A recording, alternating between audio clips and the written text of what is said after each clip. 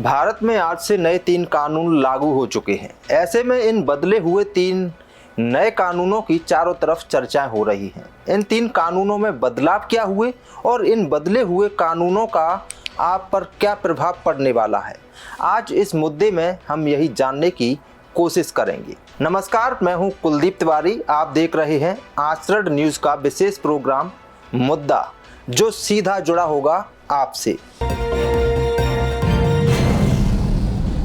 आज हम बात कर रहे हैं इन 3 नए कानूनों को लेकर। पहले क्या कानून थे और अब इन कानूनों में क्या बदलाव किए गए।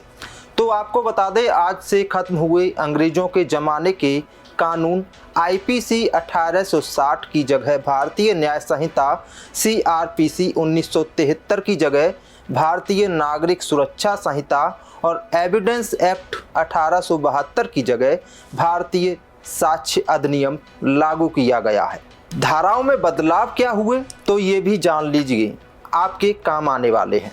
अगर कोई हत्या कर देता है तो पहले हत्या करने वाले व्यक्ति पर धारा 370 लगाई जाती थी, लेकिन अब बदलकर 103 कर दी गई है। वहीं हत्या की कोशिश 307 की जगह 109, गैर इरादतन हत्या पहले 304 थी, अब बदलकर 105 कर दी गई है।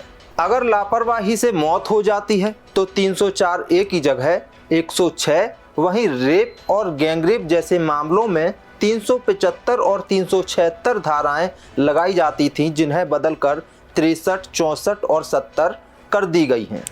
मानहानि में पहले 499, 500 की धारा थी, लेकिन अब 365 ने इसकी जगह ले ली है। वहीं लूट में 352 की जगह 309, डकैती में 395 की जगह 310 धारा ने जगह ले ली है।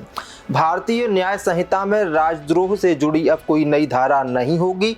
राजद्रोह धारा 124 ए को हटाकर खत्म कर दिया गया है। देशद्रोह 152 नई धारा जोड़ दी गई है।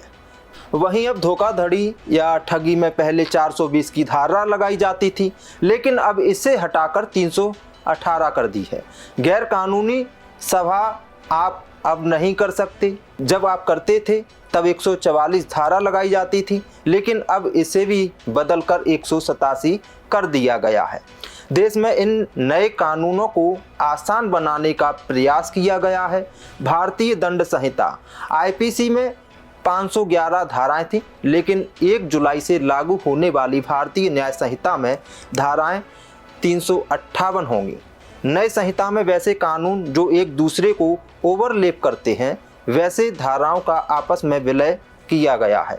उन्हें आसान बनाने का प्रयास किया गया है, जिससे भारतीय दंड संहिता की 511 जो धाराओं के बदले अब केवल 358 धाराएं होंगी। इन नए कानूनों के अंतर्गत कई अन्य धाराओं में बदलाव किए गए हैं। अब व्यक्ति कहीं भी 0 एफआईआर के तहत केस दर्ज करा सकता है।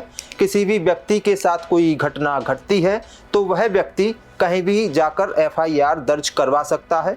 0 एफआईआर से अब कोई भी व्यक्ति किसी भी पुलिस थाने में एफआईआर दर्ज करा सकता है, भले ही अपराध उस थाने क्षेत्र में हुआ हो या नहीं हुआ हो।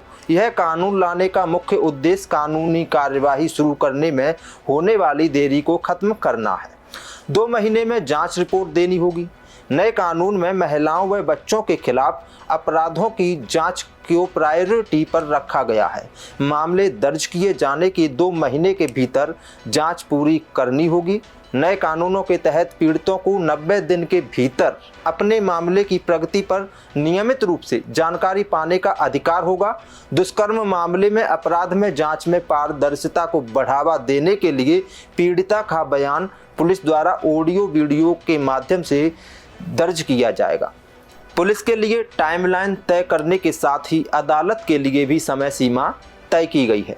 मजिस्ट्रेट 14 दिनों के भीतर केस का संज्ञान लेंगे। केस ज़्यादा से ज़्यादा 120 दिनों में ट्रायल पर जाए, इसके लिए कई काम किए गए हैं। प्ली बार्गेनिंग का भी समय तय है।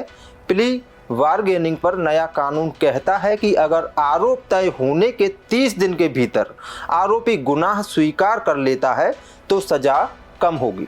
ट्रायल पूरा होने के बाद अदालत को भी 30 दिन में फैसला सुनाना होगा। अभी सीआरपीसी में प्ली बार्गेनिंग के लिए कोई समय सीमा तय नहीं थी। नए कानून में केस में दस्तावेजों की प्रक्रिया भी 30 दिन में पूरी करने की बात है। फैसला देने का भी समय सीमा तय किया गया है। ट्रायल पूरा होने के बाद अदालत को 30 दिन में फैसला सुनाना होगा। वहीं नए कानून में कुछ धाराएं हटा दी गई हैं तो कुछ नई धाराएं जोड़ दी भी गई हैं। कानून में नई धाराएं शामिल होने के बाद पुलिस, वकील और अदालतों के साथ साथ आम लोगों के कामकाज में भी काफ़ी बदलाव आ जाएगा। एक तरफ सरकार ने आज से नए कानून लागू कर दिए तो वहीं दूसरी तरफ विपक्ष इन नए कानूनों को लेकर विरोध में भी है। नए कानूनों के लागू होने पर सियासत भी जारी है और विपक्ष ने इन कानूनों का विरोध किया है। कांग्रेस अध्यक्ष मल्लिकार्जुन खड़गे ने कहा है कि इंडिया ब्लॉक देश में बुलडोजर न्याय को नहीं चलने देगा। वहीं कांग्रेस के सांसद मनीष तिवारी ने ट्वीट करके भारतीय न्याय संहिता के तीनों कानूनों को तुरंत रोकने की भी मांग की है। उन्होंने कहा है कि पुलिसिया स्टेट की नींव डाली जा रही है। नए क्रिमिनल कानून भारत को वेलफेयर स्टेट से पुलिस स्टेट बनाने की नींव रखेंगे। उन्होंने कहा है कि संसद में इन कानूनों पर फिर से चर्चा हो और उसके बाद ही कोई फैसला लिया जाए। देश दुनिया की सभी खबरें देखने के लिए जुड़े रहिए आचरण न्यूज से। आचरण न्यूज, हर कदम आपके साथ।